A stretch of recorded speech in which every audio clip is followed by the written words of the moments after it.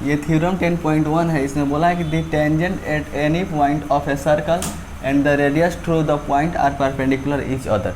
देखो ये सर्कल के किसी भी पॉइंट से अगर एक टेंजेंट ड्रॉ किया जाए तो बताओ तो पहले सर्कल कितने पॉइंट से मिलकर बने रहते हैं? इनफाइनाइट। तो इस पर तो इनफाइनाइट तो टेंजेंट ड्रॉ किया जा सकता है।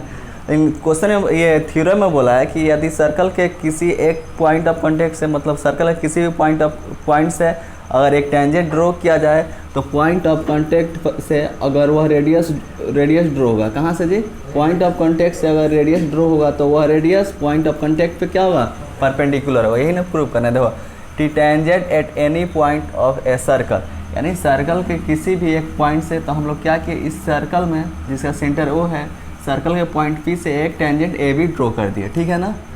And the radius through the point are, यानी जिस पॉइंट पर, पॉइंट पी पर ना हम लोग क्या किए, एक टेंजेंट ड्रॉ किए हैं।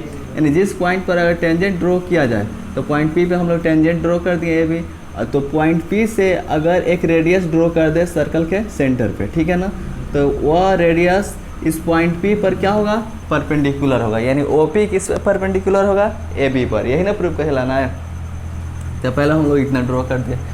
देखो ये जो टेंजेंट ए बी है ना, पॉइंट पी पे है ना, तो टेंजेंट जिस पॉइंट पर लाई करता है ना, उस पॉइंट को हम लोग पॉइंट ऑफ कॉन्टेक्ट कहते हैं। क्या कहते हैं?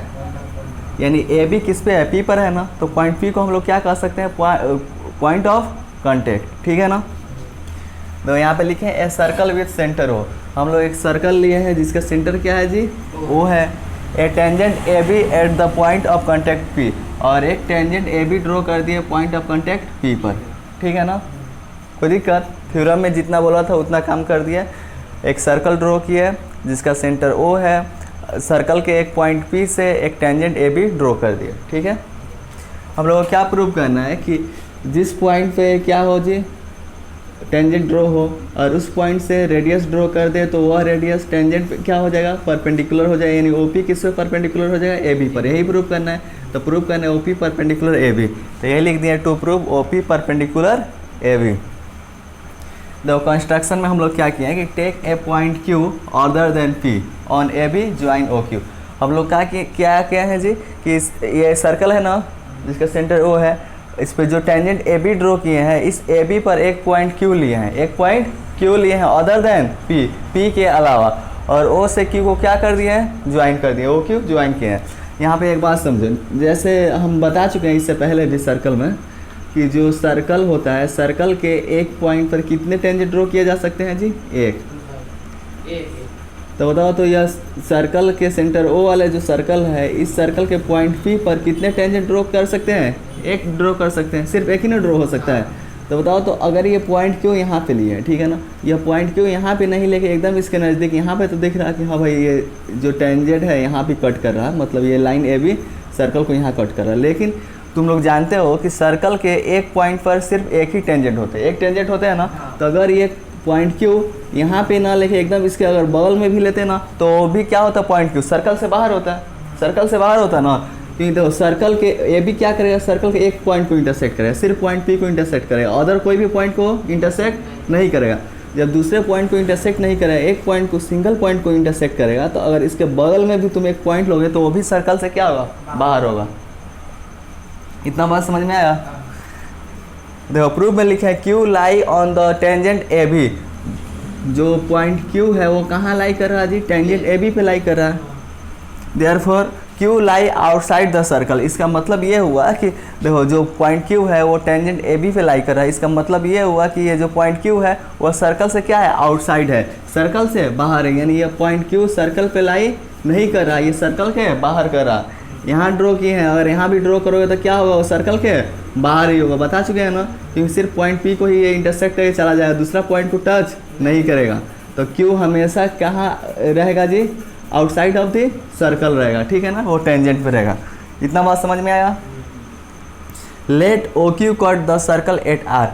अब मान लीजिए कि जो ओ से क्यू को ज्वाइन किए हैं, तो ओ क्यू कहाँ पे कट कर रहा है? सर्कल के पॉइंट आर पे कट कर रहा है। जब सर्कल के पॉइंट आर पे कट कर रहा है, और तुम लोग जानते हो सर्कल के सर्कमफेरेंस से सर्कल के सेंटर के बीच की जो दूरी होती है, डिस्टेंस होती है, उसे हम लोग क्या बोलते हैं? रेडियस बोलते हैं। तो ओ आर क्या होगा?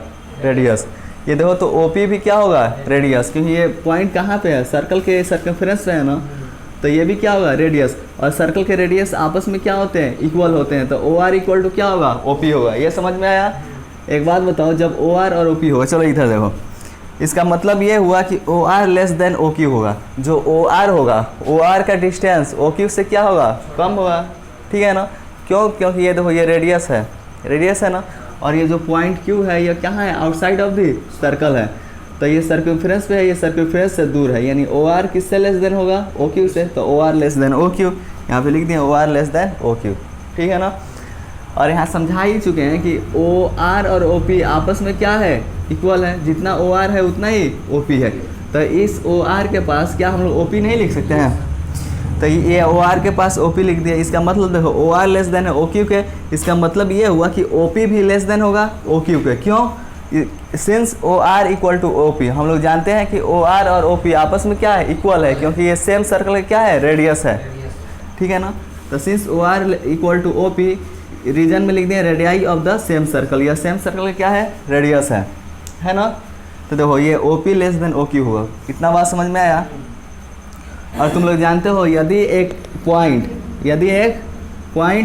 और एक लाइन, ठीक है ना, मान लो यहाँ पे एक पॉइंट P है और ये लाइन है, ठीक है ना, तो इस पॉइंट से इस लाइन पे जो सबसे शॉर्टेस्ट डिस्टेंस होगा, जो सबसे कम दूरी होगा, वही क्या होता है, परपेंडिकुलर होता है। 9th में थ्योरम भी प्रूव किए हो ना। तो देखो तो ये पॉइंट P है, ठीक है, ये पॉइंट P से और जो सबसे कम डिस्टेंस होगा ना, सबसे कम डिस्टेंस वही क्या होगा, परपेंडिकुलर डिस्टेंस होगा ना 90 डिग्री पर। और इसके बगल में भी पॉइंट ले लोगे तो वो भी क्या होगा, मान लो ये, इसको मान लेते हैं A मान लेते हैं, मान लो यह AP है और इसके बगल में पॉइंट S ले लोगे, तो AP और PS में हम लोग कंपेयर करेंगे किसका डिस्टेंस कम है।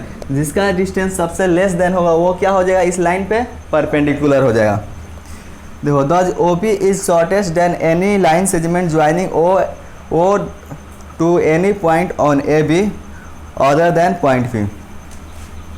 देखो यहाँ लिखे OP इज शॉर्टेस्ट देन, जो इसका मतलब ये हुआ, देखो तो ये OP is shortest than any line segment joining O।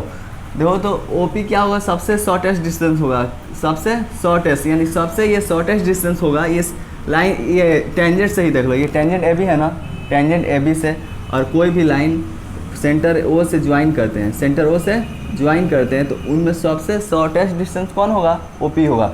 OP क्यों होगा, देखो क्योंकि ये सर्कल है, तो ये सर्कल का क्या है, सर्कमफेरेंस है ना, तो जो पॉइंट P है वो कहाँ लाई कर रहा है, सर्कल के सर्कमफेरेंस में, और इसके बगल में भी तुम पॉइंट लेके और सर्कल के सेंटर से इसको ज्वाइन करते हो। सर्कल के सेंटर से अगर ज्वाइन करोगे तो वो OP से क्या होगा, डिस्टेंस ज़्यादा हो जाएगा। ज़्यादा इसलिए होगा क्योंकि पॉइंट P सर्कल पे लाई कर रहा है, और अगर इसके बगल में भी पॉइंट लोगे तो वो कहाँ होगा, सर्कल से बाहर होगा। जब सर्कल से बाहर होगा, मान लो सर्कल से बाहर यहाँ पर भी हो जाएगा, और एक पॉइंट ये सर्कल के ऊपर है, तो ज़्यादा डिस्टेंस किसका होगा, ये सर्कल के बाहर वाला होगा कि नहीं होगा।